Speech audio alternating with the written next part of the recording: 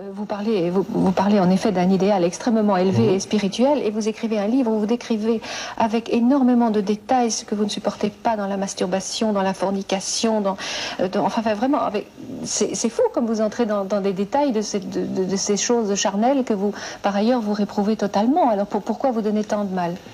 Parce que j'ai voulu répondre à des questions qui m'étaient posées. J'ai reçu pendant des soirées entières des étudiants me parlant de ces questions-là. Et j'ai voulu en parler de manière détaillée pour répondre aux questions qui m'étaient posées. C'est un manuel, en fait. Si vous voulez. D'accord. C'est un guide pratique.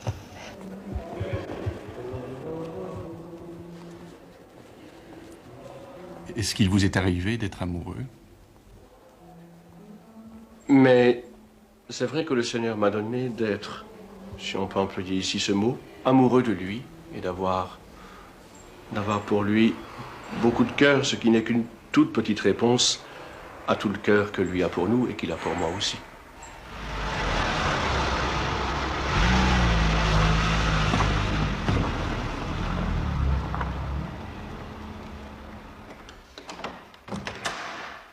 Alors ici, c'est la salle d'attente, si je puis dire.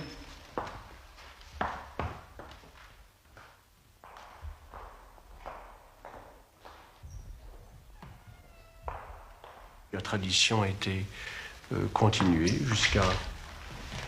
jusqu'à mes prédécesseurs immédiats, Monseigneur Charus, l'évêque qui m'a ordonné, Monseigneur Maten, que je remplace actuellement, Monseigneur Musty, son évêque auxiliaire. Et comme vous voyez, il ne reste plus de place pour la suite.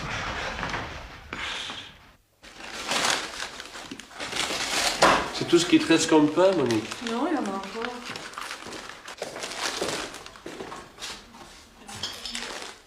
Les Anglais, c'est aujourd'hui, hein? C'est pas demain? Non, c'est aujourd'hui.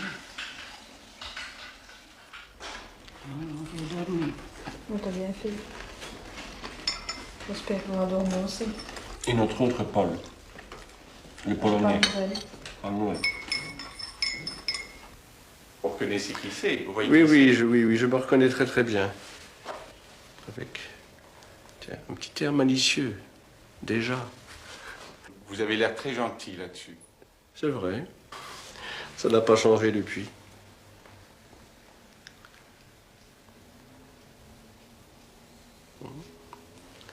Ça doit être dans les années 48 par là.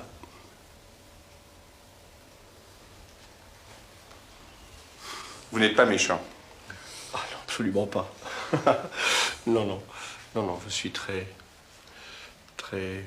je dirais plutôt doux de nature, encore que ferme, décidé, résolu, mais de tempérament plutôt conciliant, bienveillant, avec une incapacité totale à avoir de la rancune, par exemple, et une absence totale de susceptibilité. Enfin, je veux dire, ça me facilite la vie. Ma sœur. C'est René. Ça, c'est votre ami, moi aussi. Ah oui. René. Je le reconnais bien. Oui. Vous l'entendez un petit peu? Oui. Je vais vous bénir. Que le Seigneur tourne vers vous, René, son visage de miséricorde et de paix, et qu'il vous accompagne de toutes ses bénédictions, au nom du Père et du Fils et du Saint-Esprit. Amen. Bien. René. C'est un ancien boxeur.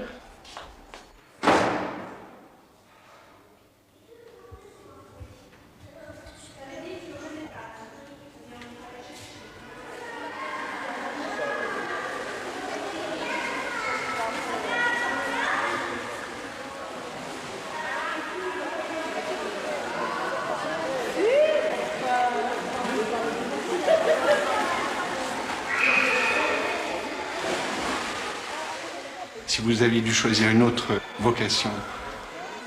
Il me semble que ce qui m'aurait attiré serait été la vie politique. Oui. La vie politique, ça m'aurait intéressé.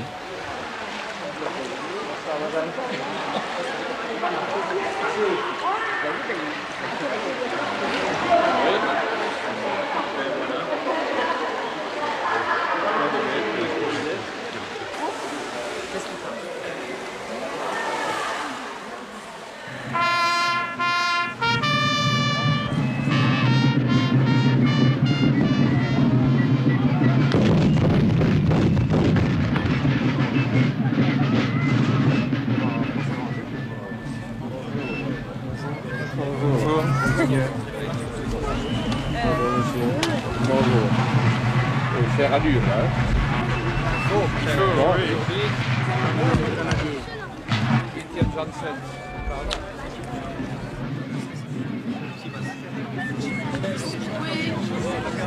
C'est le premier plat ici. C'est mon premier aussi. Oui, ça se voit.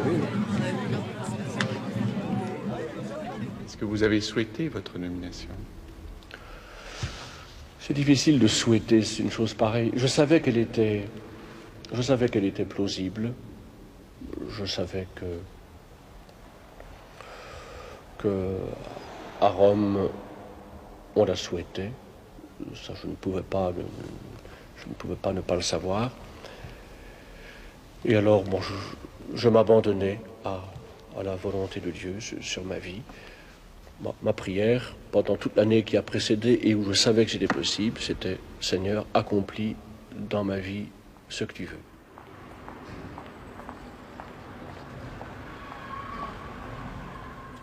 Puis rendez-vous avec monsieur le bourgmestre. C'est au 3e étage que je dois montrer. Lui, il est au 4e. Lui est au 4e. Oui, 4e étage. Et vous le prévenez de mon arrivée ou bien je monte devant Seigneur Léonard? Ça va bien, très bien. Merci, c'est bien gentil.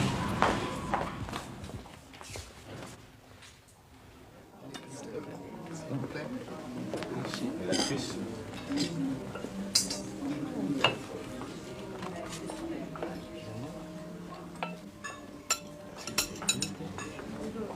C'est comme ça que vous marchez aussi, vous avez une équipe autour de vous, Oui. et donc dans les rapports peut-être avec le pouvoir politique aussi, de dire ben, c'est plutôt un tel qui prend tel secteur ou pas. Ça, oui. Vous voudriez que je vous informe de cela? Ouais, de dire tiens, un tel, bon, le social ou ce problème, ça c'est plutôt un tel qui s'en occupe et peut le contacter si vous souhaitez, pour ne pas toujours avoir des rapports directs. Oui. Nous connaissons notre emploi du temps. Oui. Et on a chanté éperdument à Czestochowa un chant dont le refrain était très facile. C'était 2 mots étrangers pourtant. Abba, qui en hébreu, en araméen, signifie père, et le mot polonais ojcze. Il faut l'entendre prononcé par Jean-Paul II. Ojcze. Qui signifie père en polonais. Et alors, on chantait cela. Il y en a qui étaient à Czestochowa ici, présents. Abba, ojcze. On prononce les bras. Abba, ojcze. Abba, ojcze. Abba, ojcze. On le rechantera tout à l'heure quand le moteur sera un petit peu chauffé. Il y a des gens qui me demandent, est-ce que vous êtes vraiment pour une église très stricte? Mais non, enfin, après ce que je vous ai dit, l'essentiel de la réalité chrétienne, c'est la miséricorde de Dieu qui vient nous saisir, qui vient nous rejoindre. Et toutes les règles morales, tout ça est important, mais ça vient après. Il ne faut jamais commencer à parler de la foi chrétienne par la morale, par ce qu'il faut faire. Il faut commencer être chrétien avant de faire des choses, surtout des choses embêtantes. Avant de faire des choses, c'est recevoir un cadeau. C'est l'amour de Dieu qui nous est donné. Le premier geste, c'est tendre les mains pour recevoir un cadeau. Et après, c'est vrai qu'il faut vivre d'une manière digne de ce cadeau. Et ça, c'est la morale. Mais ça vient après.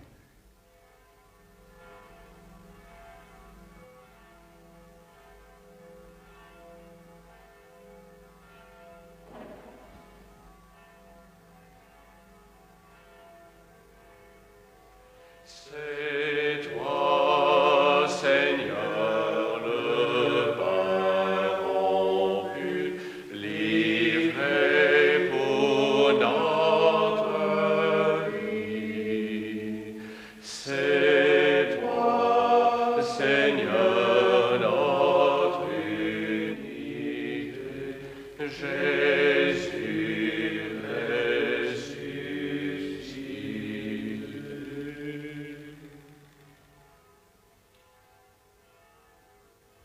J'ai toujours été très touché, peut-être trop sensible, mais très touché par les émissions que les Belges voient à l'heure du souper le samedi soir dans le jardin extraordinaire. La majorité des Belges avalent leur souper du samedi soir en voyant des lions qui bouffent des gazelles et toutes sortes d'animaux qui s'entrebouffent entre eux, et le sang gicle, et on voit les viscères qui sortent de tous les côtés, la graisse qui file en filets jaunâtres par-ci par-là.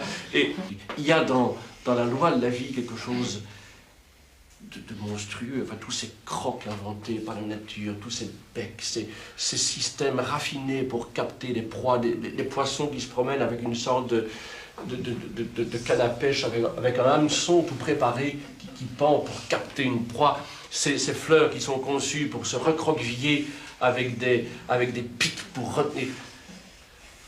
J'ai un peu de mal, personnellement, à rattacher immédiatement tout cela à la sainte imagination du Créateur.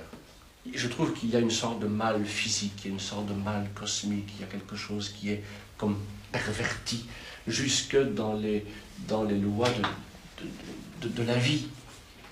Alors autant il faut éviter de mettre le diable à l'avant-scène, et toutes les diableries, et parler du diable à tous les tournants, interpréter immédiatement tout le mal dans le monde, immédiatement comme procédant de Satan.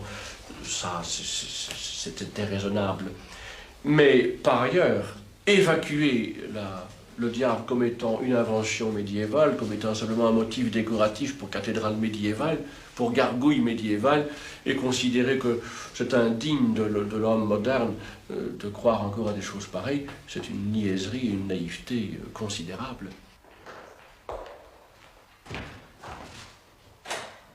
L'abbé Herman m'a parlé de votre visite. Oui. Il m'a parlé de gibier. Oui, c'est exact. Dites-moi qui vous êtes. Gérard Bauche. Gérard Bauche. Je suis donc l'exploitant de votre ferme à Jodion, à Soie. Car j'ai une ferme. Oui, vous le savez. Ah, du séminaire. J'espère qu'on n'enregistre pas de même tout ça. Qui fait partie du bureau du séminaire. Oui, c'est ça. C'est exact, oui. Ah, c'est bon. exact, oui. Et c'est pour ça que j'aimerais que vous fassiez ma connaissance. Ah oui, c'est bien. Oui. Et vous êtes Mon fils. Le fils. Un fils Oui. qui est ingénieur agronome. Ah oui. Oui. Et c'est une coutume donc qu'on apporte chaque année. Et des perdreaux. Du perdreau. Oui. Oui. Eh bien, très bien. Oui. Pauvre bête.